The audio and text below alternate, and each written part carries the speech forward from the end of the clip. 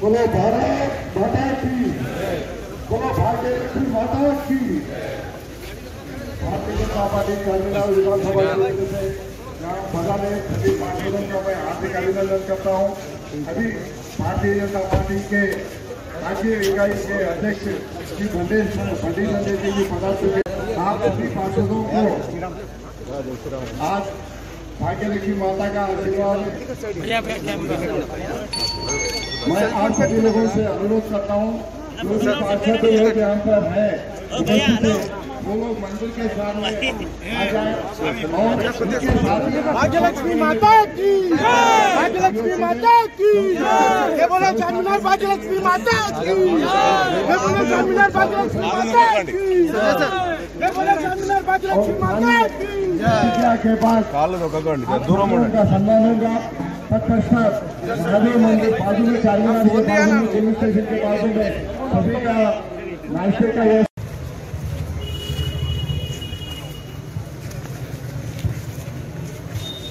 అమ్మవారి దర్శనానికి చాలా మంది ప్రజలు కూడా ఉన్నారండి. కొంచెం ఫోటోస్ ఏమైనా ఉన్నా భారత్ మాతా కీ జై శ్రీరామ్, జై శ్రీరామ్, జై శ్రీరామ్.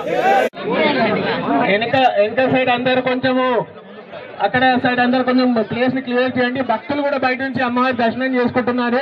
కొంచెం ముందుకు అమ్మవారి ముందు ఎవరైతే ఉన్నారో కొంచెం పక్కకి జరగాలండి. విన్నపము భక్తులకు వెళ్ళేటట్టు కొంచెం జాగా కూడా ఇవ్వండి దర్శనానికి.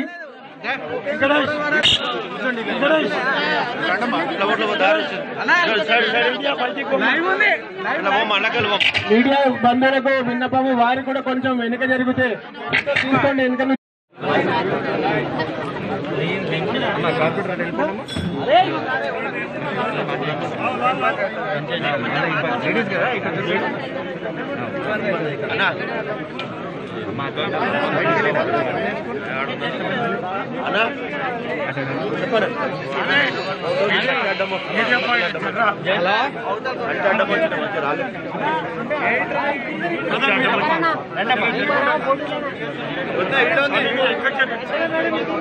ఎన్నికైన నేను స్వచ్ఛమైన రాజకీయాలు చేస్తానని,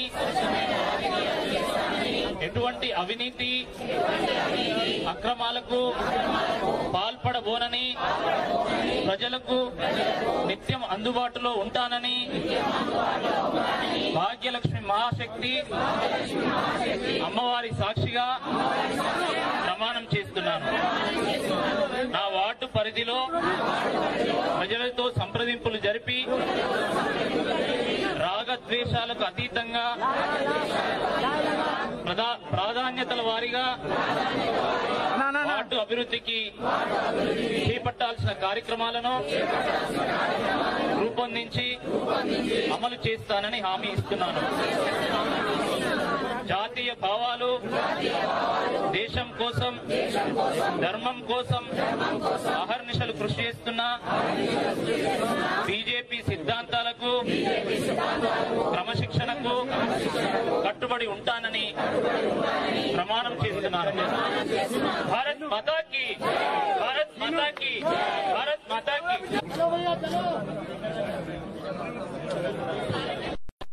రాష్ట్ర అధ్యక్షులు బయటికి వచ్చి మీడియాని అడ్రస్ చేస్తారు. దయచేసి అందరూ కూడా కోఆపరేట్ చేయాలి. వారు అడ్రస్ చేస్తున్నట్టు కార్యకర్తలందరూ కూడా సైడ్ కు ఉండాలి. దయచేసి అక్కడ ఒత్తిడి క్రియేట్ చేయాలి. ఓన్లీ కార్పొరేటర్లు ఉంటారు, వారితోని కార్యకర్తలు మాత్రం దయచేసి ఒత్తిడి క్రియేట్ చేయాలి. సహకరించాలి అందరూ.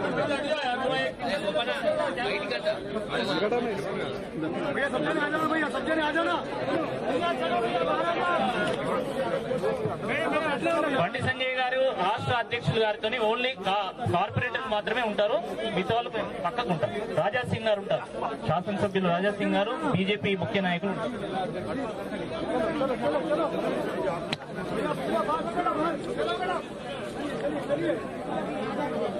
ట్రైపాడ్ వేసినా వాడు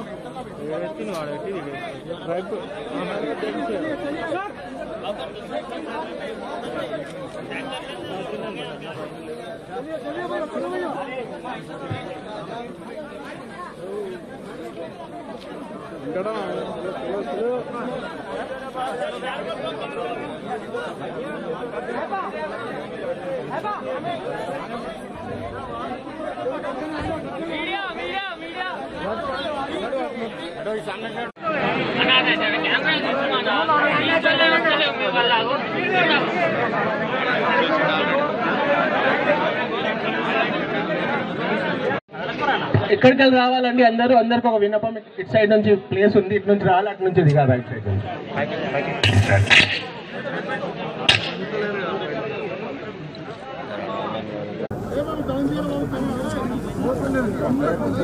ఈరోజు శుక్రవారం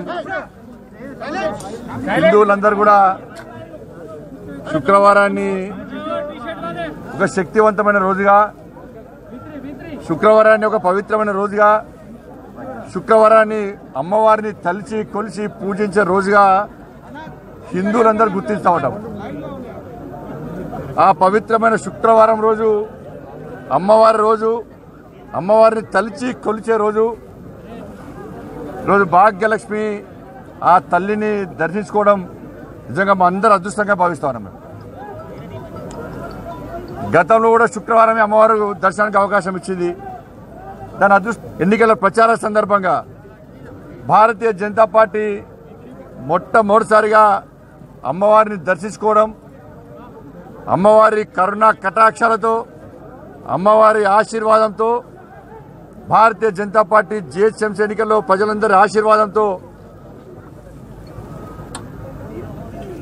అధిక స్థానాల్లో ఇలా విజయం సాధించడం ఆ అమ్మవారి కృపగా భావిస్తాను. మేము అమ్మవారి దయాన్ని భావిస్తాను. మేము హిందువులం దేవుడిని నమ్ముకుంటాం, అమ్మవారిని నమ్ముకుంటాం, స్వామివారిని నమ్ముకుంటాం.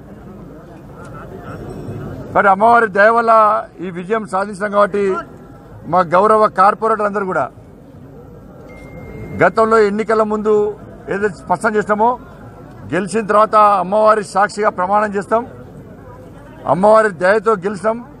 రాబోయే రోజుల్లో కూడా అమ్మవారి దయతో 5 సంవత్సరాలు ఏ అడ్డంకులు, ఏ అవరోధాలు, ఏ ఇబ్బందులు, ఏ ఒత్తిడి లేకుండా ఒక ప్రశాంతమైన వాతావరణంలో మమ్మల్ని నమ్మి విశ్వాసంతో ఎన్నుకున్న ప్రజలకు సేవ చేస్తాము. కాబట్టి ఆ ఆశీర్వాదాన్ని, ఆ కరుణా కటాక్షాలను, ఆ ధైర్యాన్ని, ఆ ఆలోచన కల్పించమని చెప్పి ఈరోజు మా గౌరవ కార్పొరేటర్లందరూ కూడా అమ్మవారి సమక్షంలో ప్రమాణం చేయడం జరిగింది.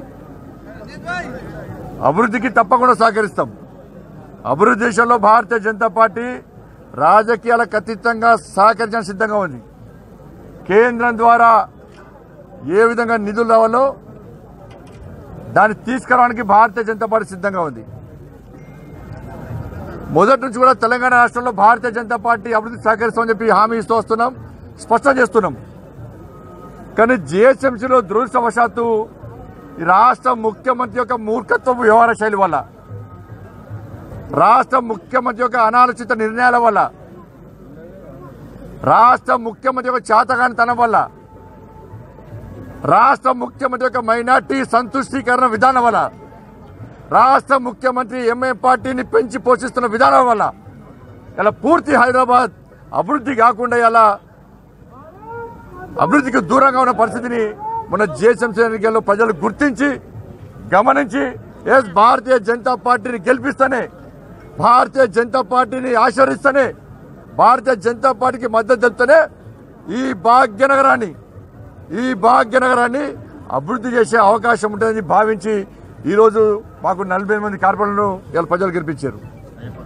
మేము మేయర్ కాకపోవచ్చు, మాకు పూర్తి మెజార్టీ రాకపోవచ్చు, కానీ గెలిచిన 48 మంది కార్పొరేటర్లు వాళ్ళు అమ్మవారి స్వరూపంగా, స్వామి వాళ్ళ స్వరూపంగా, ఒక ఛత్రపతి శివాజీలాగా, ఒక ఝాన్సీ లక్ష్మీబాయి లాగా ఈ భాగ్యనగరంలో ఎంఐఎం పార్టీ టీఆర్ఎస్ పార్టీ కలిసి ఏ విధంగా భాగ్యనగరాన్ని విధ్వంసం చేసే ప్రయత్నం చేస్తున్నారో, ఏ విధంగా అభివృద్ధిని అడ్డుకునే ప్రయత్నం చేస్తున్నారో దాన్ని పటాపంచలు చేస్తూ ఎట్టి బస్సులో ప్రజలకు అండగా ఉండి ప్రజలు ఏదైతే కోరుకుంటారో దానికి అనుగుణంగా పనిచేసే ప్రయత్నం చేస్తాం. ఇప్పటికైనా టీఆర్ఎస్ పార్టీ గుణపాఠం తెచ్చుకోవాలి. ఎంఏ పార్టీ విముక్త హైదరాబాద్ను ఇవాళ మేము చేయాలని చెప్పి ప్రయత్నం చేస్తున్నాం. కానీ మీరు వారు కలిసి కుట్రలు కుతంత్రాలతో ఏ విధంగా మెజార్టీ ప్రజల మనోభావాలను కాపాడకుండా,